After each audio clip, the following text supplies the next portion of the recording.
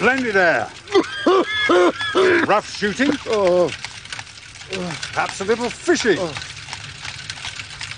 And the best cook in the county of Sussex, did you say? Holmes. And Reginald Musgrave. He's a scion of one of the oldest families in England. He's in the same college as myself. He was not generally popular among the undergraduates, but it always seemed to me that what was set down as pride was really a cover for extreme natural diffidence. Indeed, I never think of his pale, lean face and the poise of his head without associating him with grey archways, mullioned windows, and all the venerable wreckage of a feudal keep. If you feel so uncharitable, why did you accept his invitation? To escape my lethargy. And your constant bullying to tidy our room in Baker Street. Oh, hardly constant. So I have decided to devote my weekend to the collating of some of my early work. Your early work? Yes, before my biographer came to glorify Do you mean you have records of your early work? Not all successes, but some pretty little problems. A record of the Tarleton murders, the case of Vanbury, the wine merchant, the adventure of the old Russian woman, a full account of Ricoletti, of the clubfoot and his abominable wife, and the singular affair of the aluminium crutch.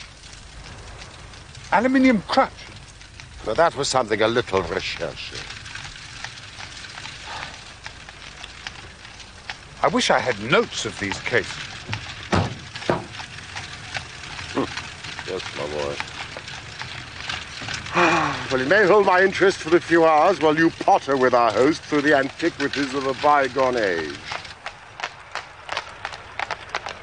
Surely the house interests you. The house is freezing, Watson. It's history. The people in it.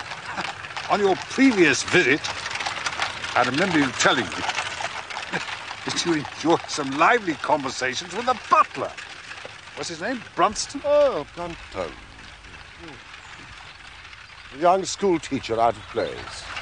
Did he not speak several languages? He played nearly every musical instrument. A man of considerably more intellectual ability than his master. Watson, we must behave ourselves. Brunton!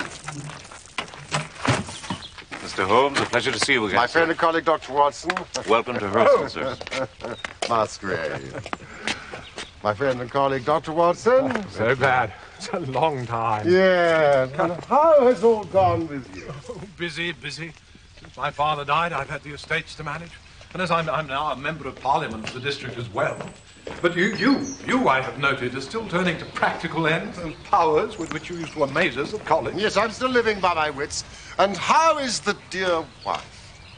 I'm not married, Holmes. How wise? And the windows date from 1596. The manor is thought to be the oldest inhabited building in the country. I once knew some northern Musgraves. They did come from the north originally. A cadet branch of the family broke away from the northern Musgraves and came to West Sussex in the early 17th century. Ah.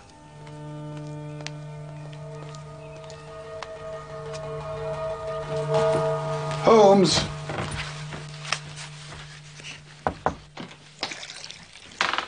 Holmes.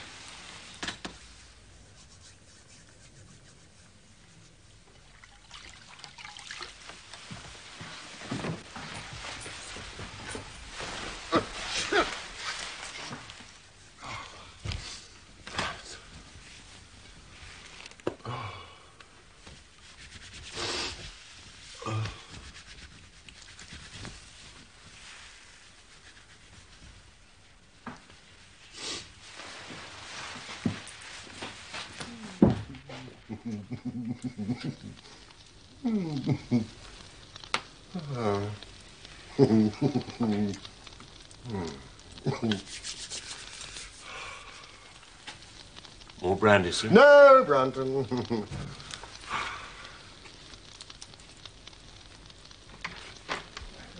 Well, that's how the story goes. I'm not going to vouch for it, of course.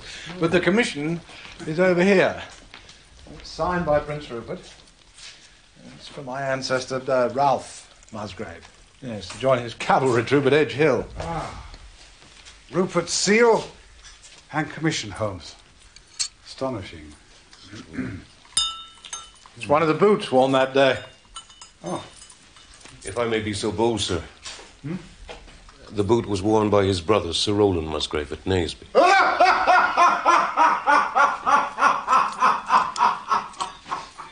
Was it indeed?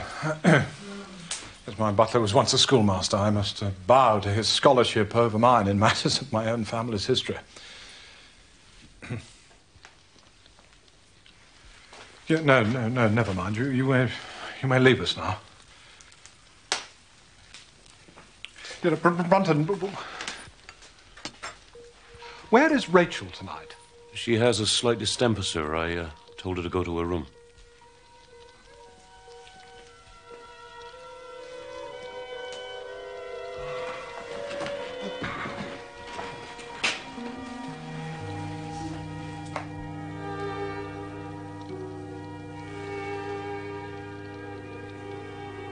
Good night, gentlemen.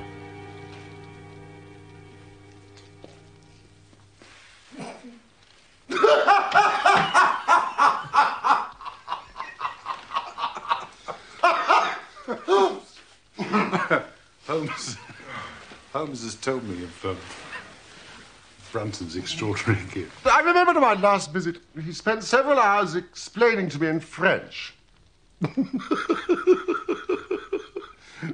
origins of the piccolo. It is wonderful that he should have been satisfied for so long with such a position.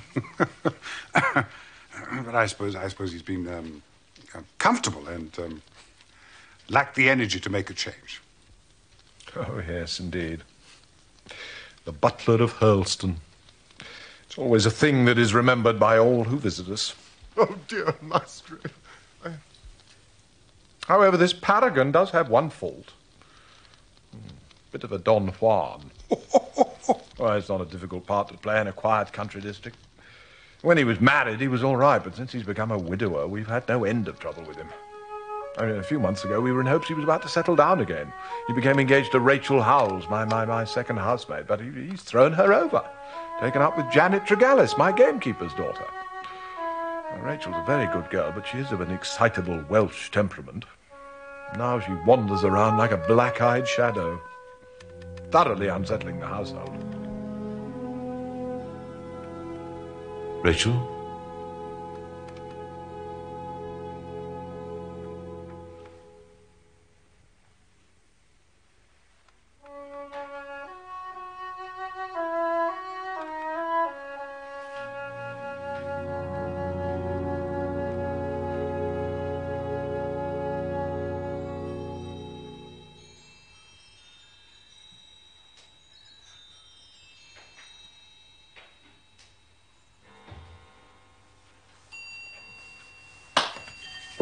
Good morning, Holmes.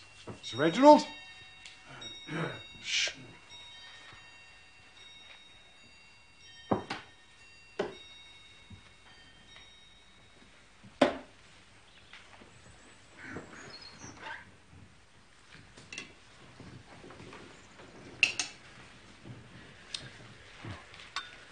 Thank you.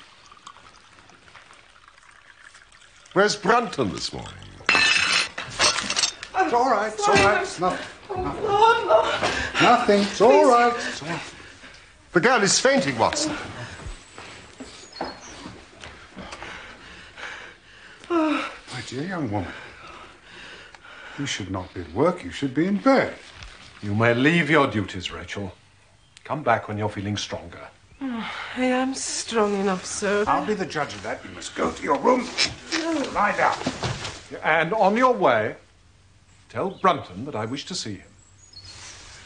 The butler's gone. Gone? Gone where? He's gone. He's not in his room. No one's seen him. Oh, yes, he's gone. He's gone.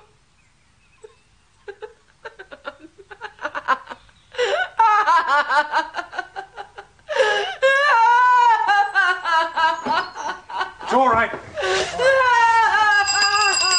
All right, Jen. Don't let her harm. Straight to her room. Don't let her harm. Gently, Rachel. It's all right. Gently, Rachel. Gently.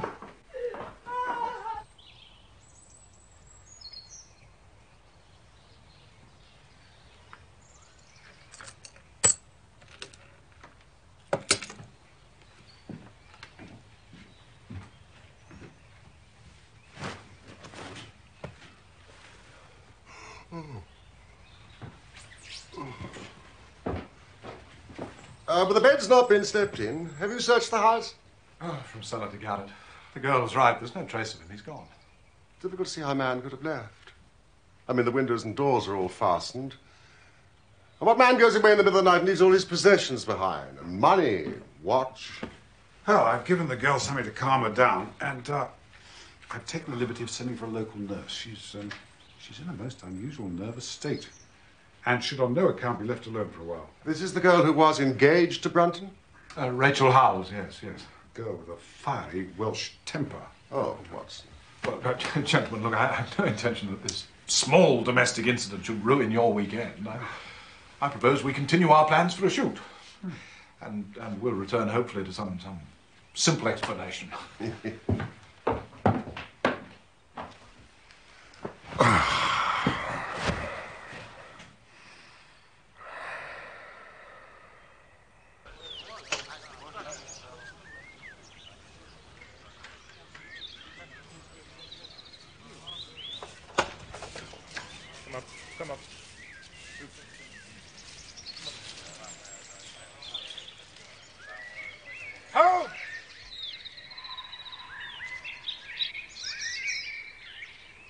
Well done, Watson.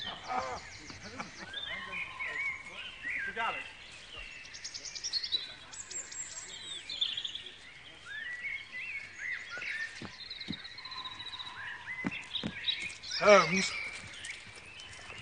Holmes, I was telling Watson something happened last night which may throw some light on this matter. Well, this is very embarrassing, but I find I need your advice. I couldn't sleep after foolishly taking that cup of café noir after dinner. And about 2 o'clock, I gave up the struggle. I came downstairs to fetch a novel I'm reading, which I'd left in the library. Well, you can imagine my surprise when I saw a glimmer of light coming from the open door. I remembered I'd extinguished the lamp and closed the door when we retired. Naturally, my first thought was of burglars.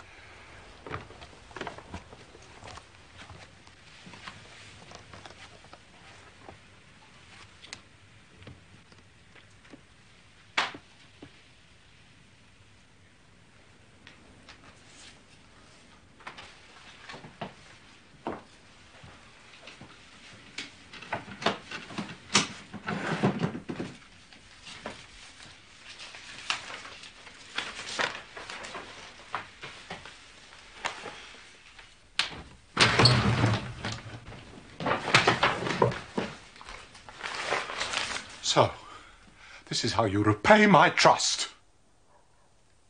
Prying into my family documents. You will leave my service tomorrow.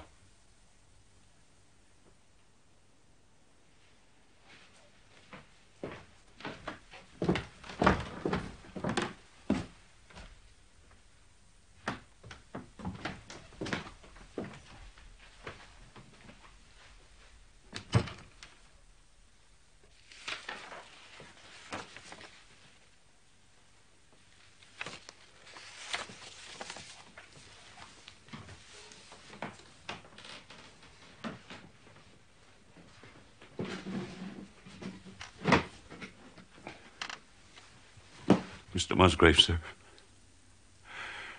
I can't bear disgrace. I've always been proud above my station in life, and disgrace would kill me. My blood will be on your head, sir. It will indeed if you drive me to despair. What? If you cannot keep me after this, and for God's sake, let me give you notice and leave in a month, as of my own free will. A month is too long. I could stand that, Mr. Musgrave, but not to be cast out before all the folk I know so well. You don't deserve consideration, Brunton. Your conduct has been infamous. However, I've no wish to bring public disgrace upon you. You take yourself away in a week and you give whatever reason you like. A week, sir? Only a week? A fortnight. Say at least a fortnight. No, a week. And you may consider yourself to have been very leniently dealt with.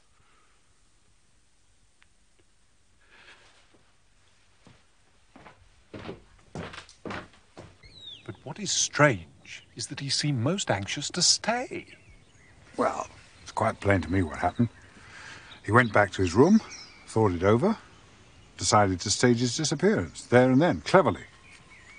Possibly with the help of his new woman friend. Janet? Oh, no, she lives with her father on the other side of the lake. And besides, I doubt if she'll have the wit to help him. This piece of paper which Brunton thought worth his while to consult, even at the risk of losing his job. Well, it's nothing. It's nothing of any importance at all. Nevertheless.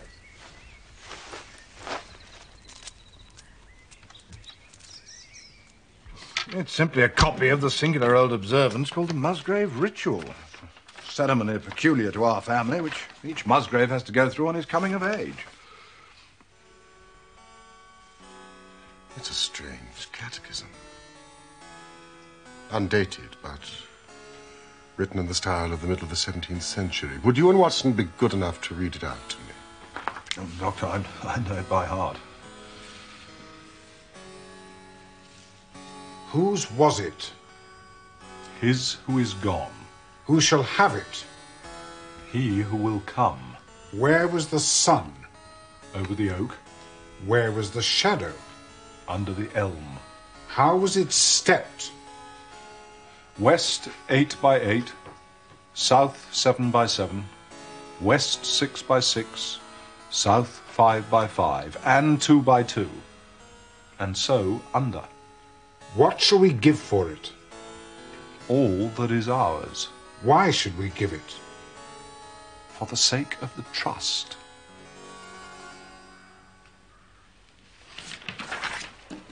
It's a treasure hunt. Oh, no. I remember as children we often tried to solve it. It leads nowhere. Could Brunton have seen this before last night? It's possible. We took no pains to hide it. But what could he want with it? Obviously, he was refreshing his memory. You say that he had some map or chart which he thrust back into his pocket the moment you appeared. That's what it looked like. Yes, we must re-examine this ritual. The measurements obviously refer to some exact spot to which the rest of the document alludes. We are given two guides. Yes, an elm and an oak. And gentlemen, there is a patriarch among oaks. Certainly the oldest oak on the estate. This tree must have been here at the time of the Norman conquests. In all probability, but I tell you, it can't be the oak referred to, Holmes. Generations of Musgraves have attempted to solve it. They've dug up half this field.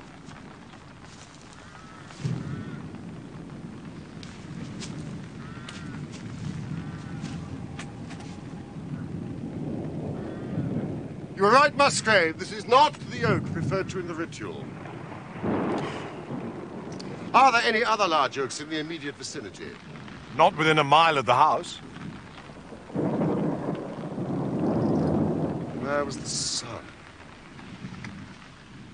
Over the oak. You can make nothing of it today, old man. The weather's turned.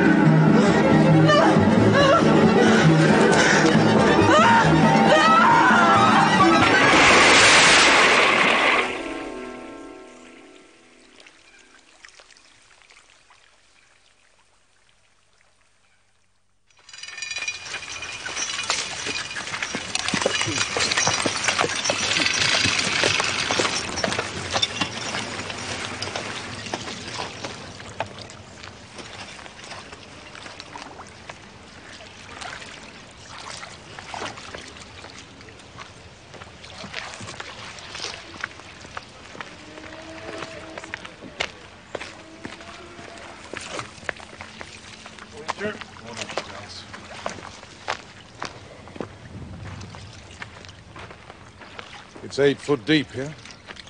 Poor demented girl. Oh, we must live in hope, old man. There's been no body found yet. Nothing so far, sir. We just about covered all of it. Advance, something!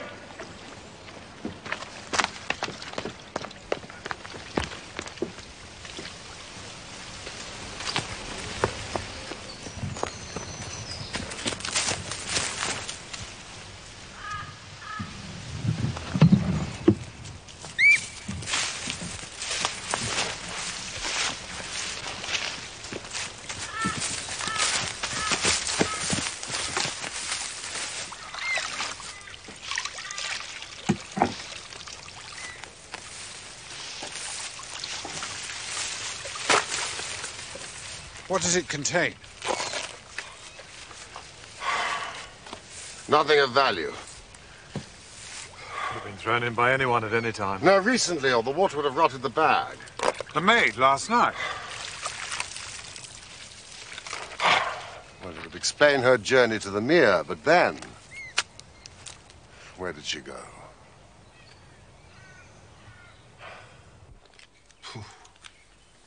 There's nothing here, Holmes.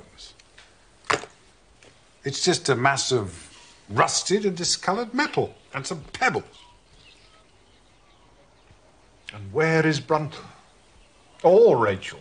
Why should anybody bother to throw this into the lake?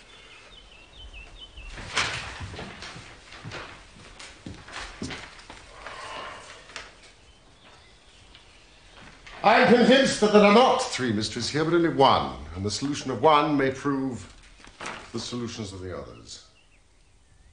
Evidently, Brunton saw something in this which escaped your forebears, Musgrave, from which he expected some personal advantage. If I can read it aright, I hold in my hand the clue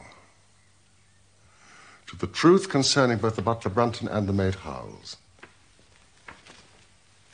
Where was the sun over the oak? Where was the shadow under the elm?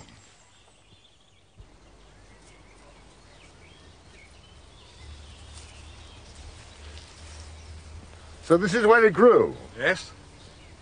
I suppose it's impossible to tell me how high it was. Oh, I can give you that at once. It was 64 feet. It's my old tutor. He used to give me lessons in trigonometry. When I was a lad, I used to know the height of every tree and building on this estate. I am grateful to your tutor. Tell me, did Brunton ever ask you such a question? Here, on this lawn? Now that you call it to my mind...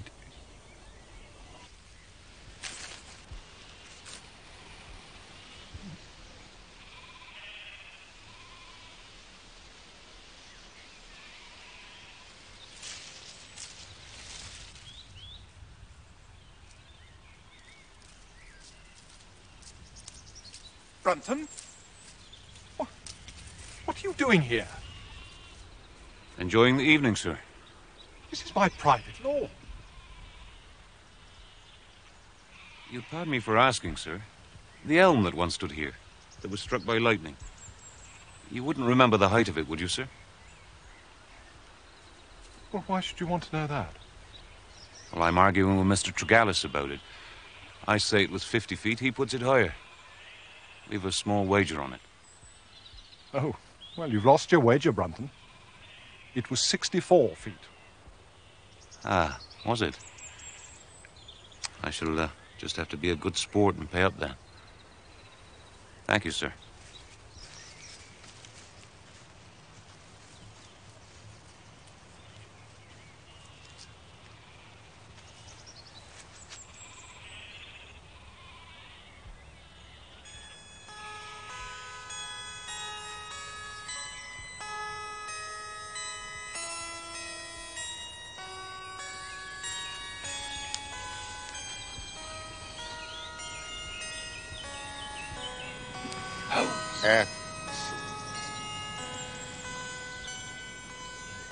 Oh, good Lord. Now we must find where the shadow of the elm would have fallen when the sun is just cleared of that elm. Well, that'll be difficult, Holmes, since the elm's no longer there. Well, now, come, Watson. If Brunton can do it, then so can we. The answer lies in trigonometry. Musgrave, I need all the fishing rods that you have in the hall.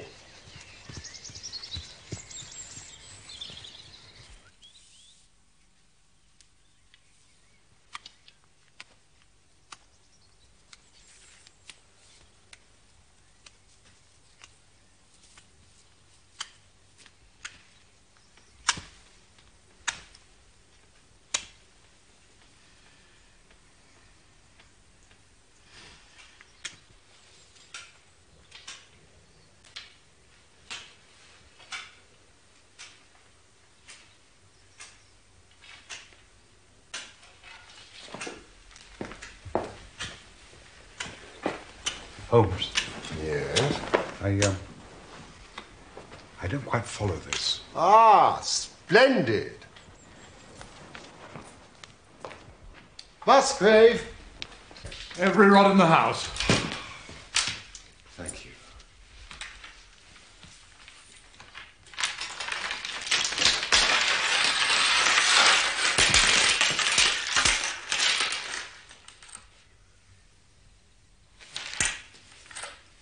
Measuring stick, please, Watson.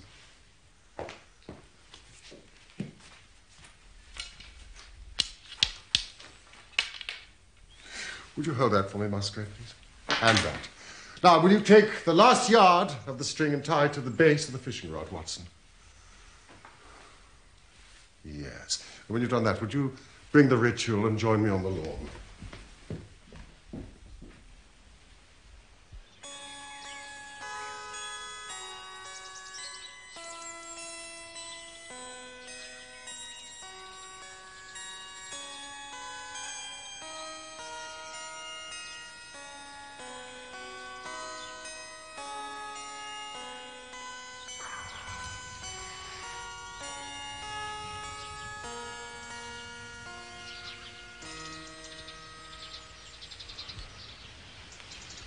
Would you measure that shadow, please, Watson?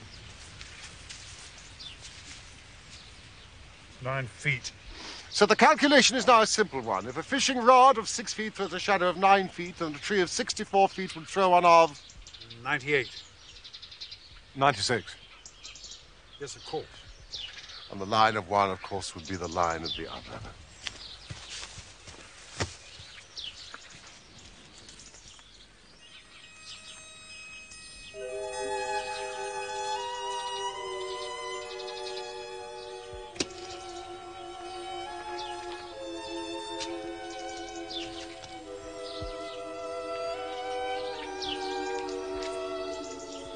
Watson, look! 2 inches from mine.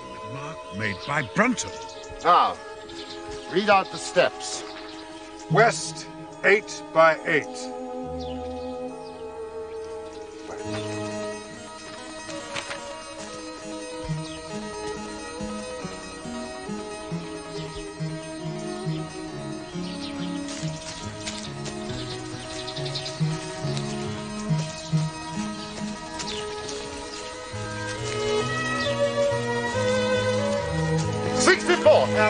South. 7 by 7.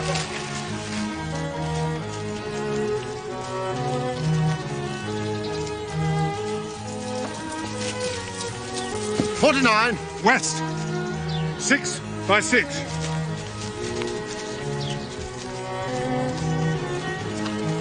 $36 and... South, 5 by 5.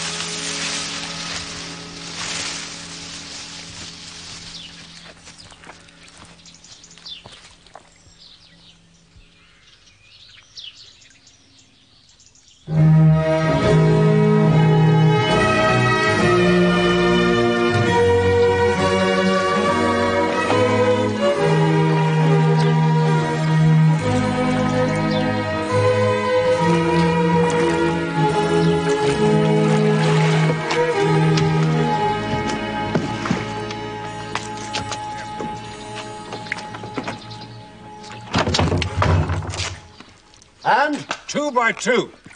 1, 2, 3, 4. I don't believe it. Some mistake in your calculations. That's impossible.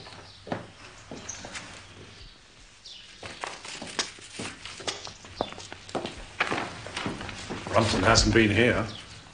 2 by 2 and so under. These stones haven't been moved in many a long year. And under. Holmes, you've forgotten the and under. Is there a cellar under here?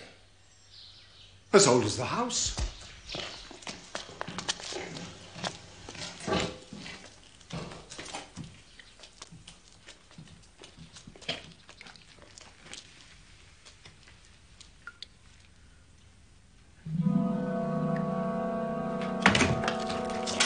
Used to be wood all over the floor, Dunn.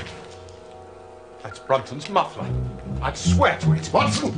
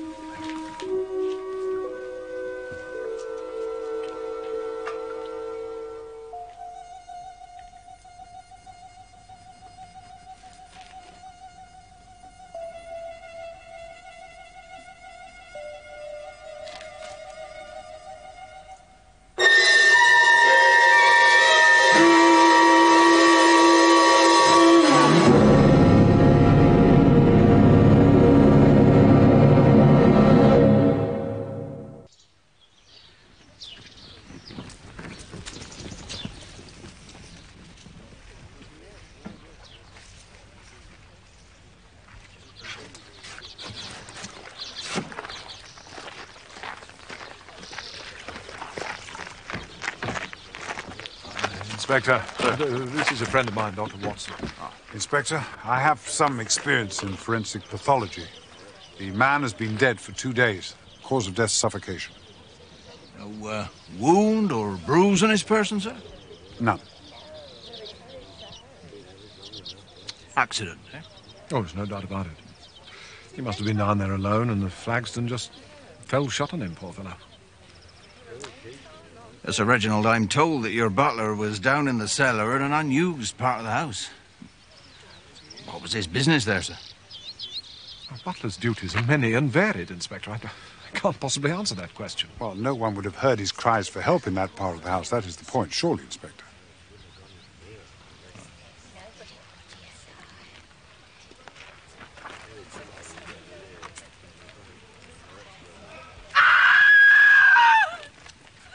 Alice. Rachel! She done it! She killed him! That's why she ran away! Tregallis! Rachel? It's nothing. The servants are naturally upset. Well, who is this Rachel? One of my housemaids. She was engaged to Brunton. Do please cover him up. When he disappeared, she became ill and left. Well, I shall want to see her. I shall want to see that young woman also. Sergeant? All right, take this. Doctor, please.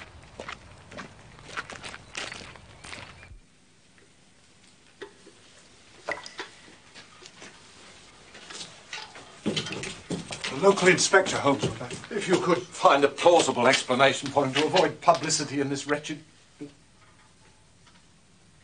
I must confess that so far I am disappointed in my investigation. I had reckoned upon solving the matter when once I'd found the place referred to in the ritual, but now that I'm here, I'm as far as ever from knowing what it was your family concealed with such elaborate precautions. But you've solved my mystery of Brunton. But how? How did his fate come upon him? And what part has been played by the woman who's disappeared?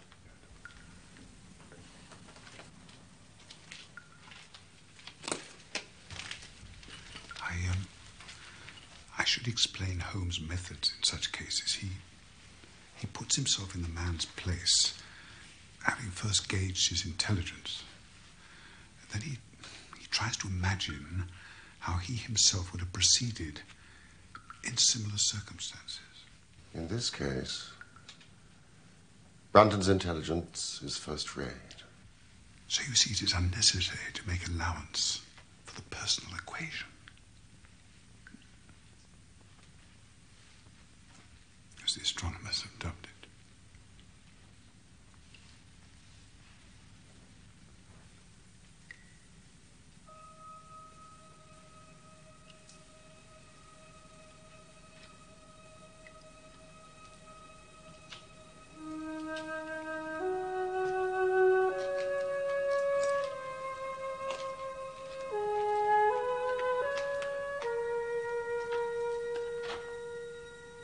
He knows something is concealed.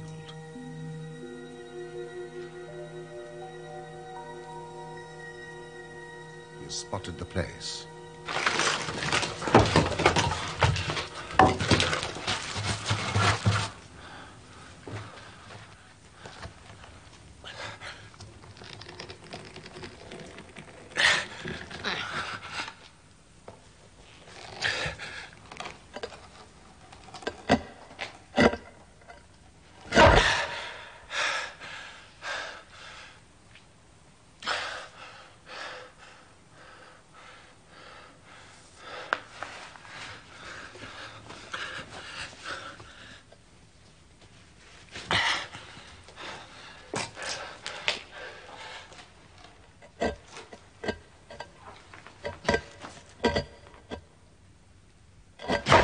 He's found the stone is too heavy for a man to move unaided.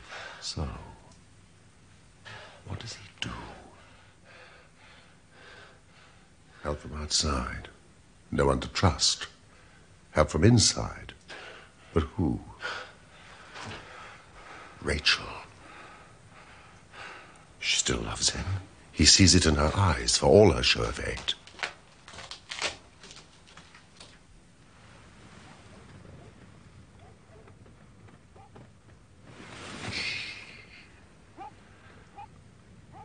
I'm here to say I'm sorry, my love.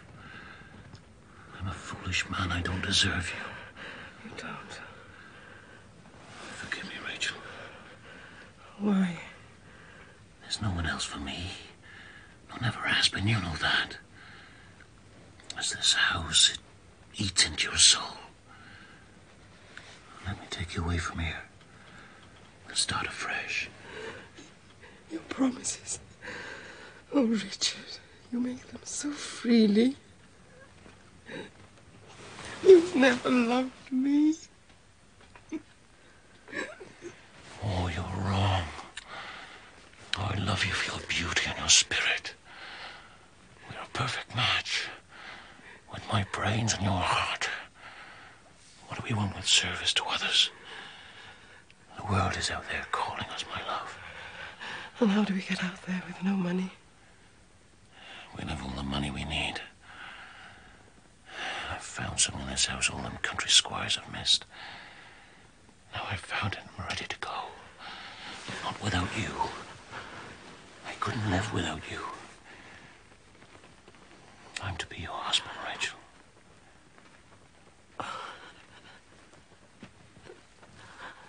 What money? What have you found? Come with me. Put on your gown, I'll show you.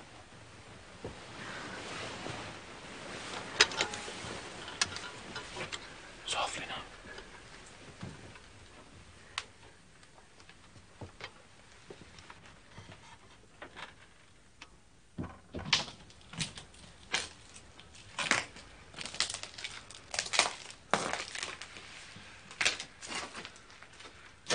There it is. Under that stone. All we have to do is lift it.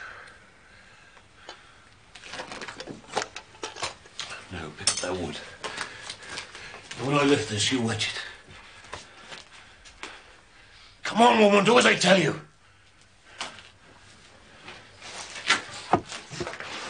Ready?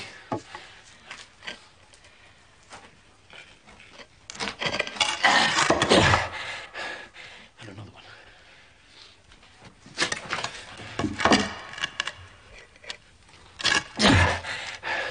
And that one over there. There is a slight indentation on this log.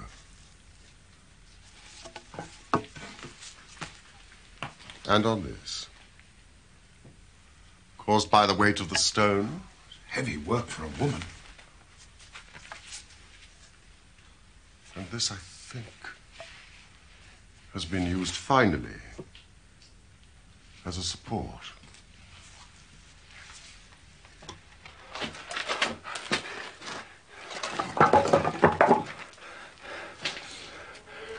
There's our treasure. That box has lain there for 2 centuries or more. You're going to steal it? How can you steal what nobody knows exists? Well, how did you know then? Brains, my girl. History and mathematics. Here, hold the light for me.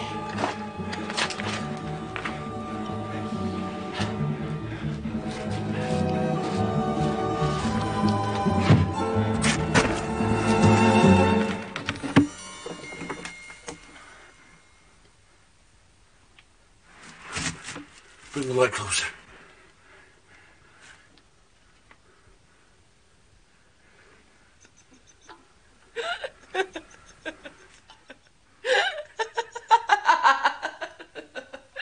Make our fortune.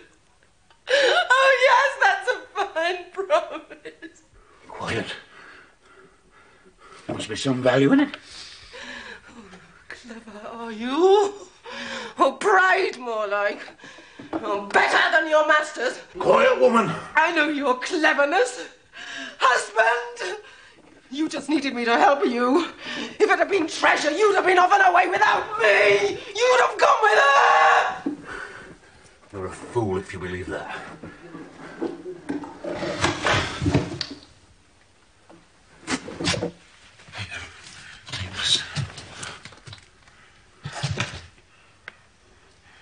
Help me out of here.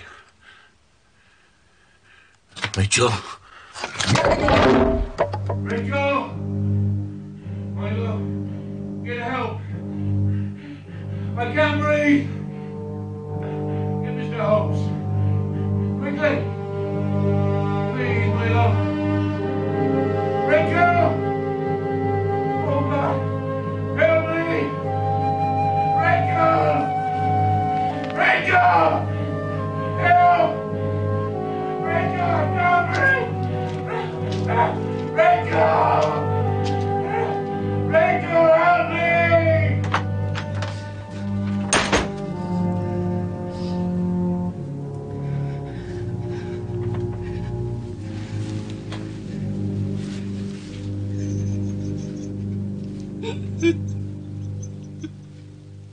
That would explain her blanched face and her fevered brain at breakfast the next morning.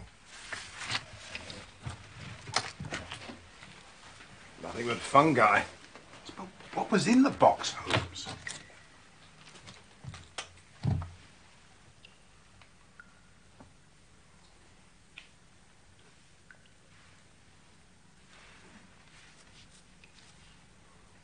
It's Charles I. We may find something else of Charles I. The bag that was fished from the mere. Gentlemen, look. It's a jewel. A family heirloom. It's possible. Your ancestor, Sir Ralph Musgrave, was he a prominent cavalier? Oh, yes, indeed, yes. He was close to Charles II in his wanderings during the Commonwealth.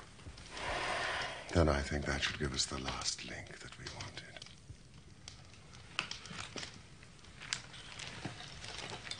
Gentlemen, you must bear in mind, when the royal party were driven into exile, they probably left many of their most precious possessions buried behind them, with the intention of returning for them in more peaceful times.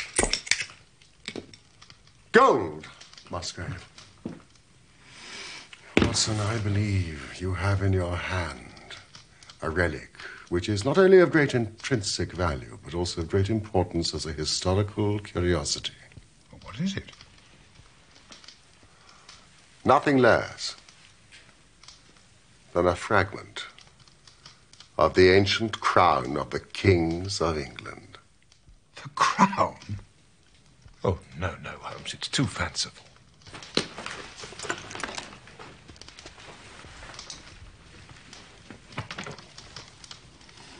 Now consider the ritual. How does it run? Whose was it? His who is gone. That was the execution of Charles. And then, who shall have it? He who will come. That was Charles II, whose advent was already foreseen. There can, I think, be no doubt, gentlemen, that this battered and shapeless diadem once encircled the brows of the Royalstons. But how came it to my family? When Charles I was executed, the crown was seized, broken into pieces, and sold for 1,000 guineas.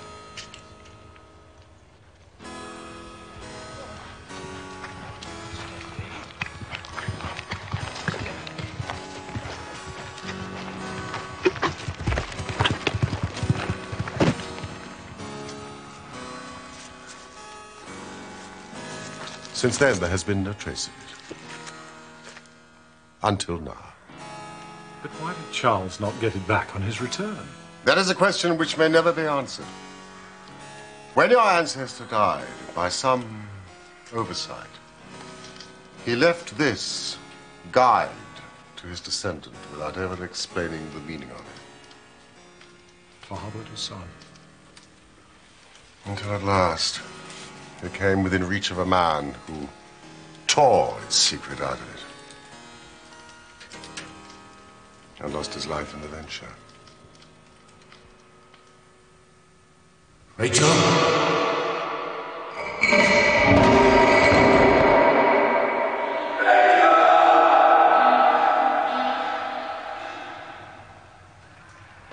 Was it chance the wood slipped? Was she only guilty of silence? She had a passionate Celtic soul. The man had wronged her. She had him in her power. Might it not have been vengeance that sent the stone crashing? Her hand that dashed it away. And what has become of her? Very probably she's far away from Hurlstone now and carries her secret with her.